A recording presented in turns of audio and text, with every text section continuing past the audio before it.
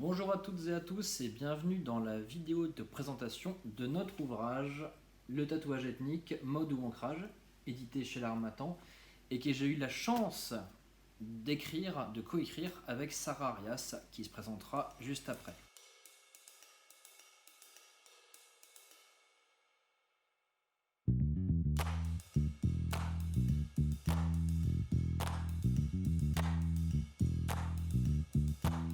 Mon travail dans l'écriture de cet ouvrage, ça a été de me mettre en relation avec des tatoueurs du monde entier, des tatoueurs du Japon, d'Amérique du Nord, des Iliades, de Thaïlande, enfin, et plein d'autres, et de leur poser cette même question qu'on s'est posée avec Sarah, qui nous a donné envie d'écrire ce livre.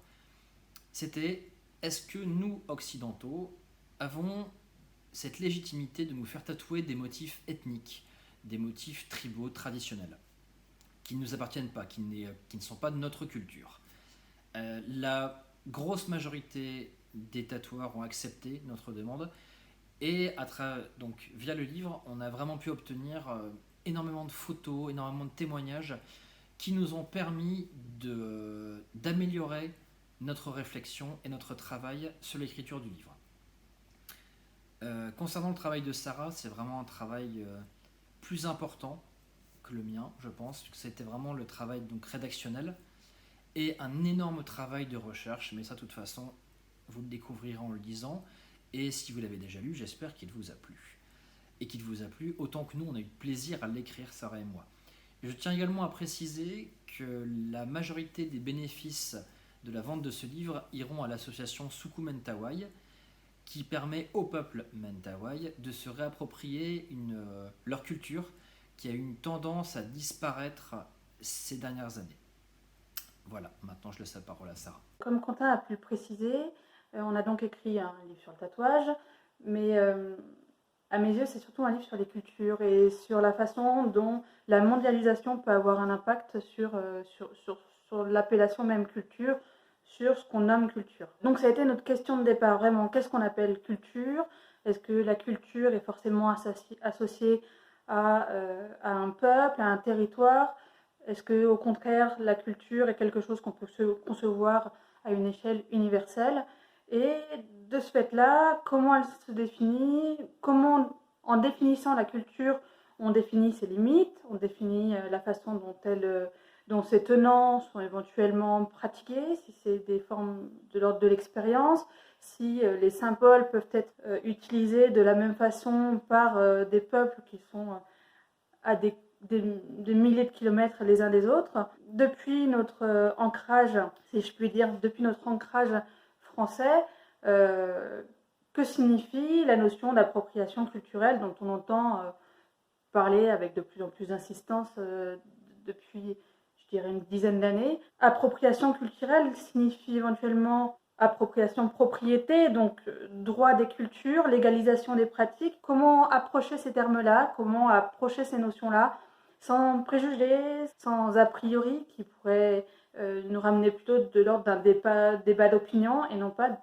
d'une étude qui se veut scientifique, notamment dans le sérieux et dans l'accès à des sources variées, mais permettant vraiment à chacun d'aiguiser son esprit critique.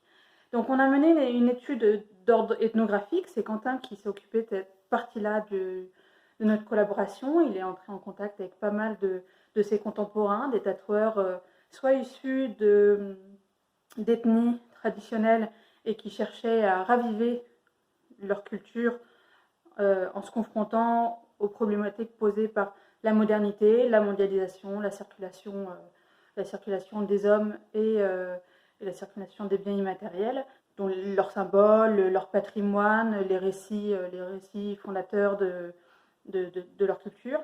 Et on a aussi contacté des tatoueurs qui ont fait le chemin inverse, qui avaient peut-être un attachement ou des origines liées à une culture traditionnelle et qui ont fait le choix d'embrasser totalement cette culture pour faire corps avec elle et pour se professionnaliser dans la pratique d'un tatouage qui est essentiellement ethnique. Cette réflexion, on l'a menée également à travers une base théorique, vraiment dans l'idée de proposer quelque chose de l'ordre d'une anthropologie philosophique donc riche en réflexions théoriques, méthodologiques relevant des sciences humaines qui permettaient de mieux comprendre le monde dans lequel on vit et enrichi d'une perspective philosophique pour essayer de penser les choses différemment sans jamais pour autant que nous on vous donne notre opinion sur la question. On a vraiment cherché à aiguiser notre réflexion personnelle et avec la volonté que chacun puisse s'armer des mêmes outils que les nôtres pour se faire son propre avis sur ces questions-là. Vaste projet, très ambitieux. On y a pris beaucoup de plaisir à le faire, en espérant que ce ne soit pas la dernière fois qu'on collabore ensemble avec Quentin. On a d'autres envies d'études sur les pratiques de tatouage actuelles. Mais en attendant, voilà, on vous livre ce livre-là, on espère qu'il vous plaira. Et si vous avez les moindres questions ou la moindre envie d'entrer en contact avec nous, on sera heureux de pouvoir vous répondre. Cela est possible par le site internet de l'Harmattan.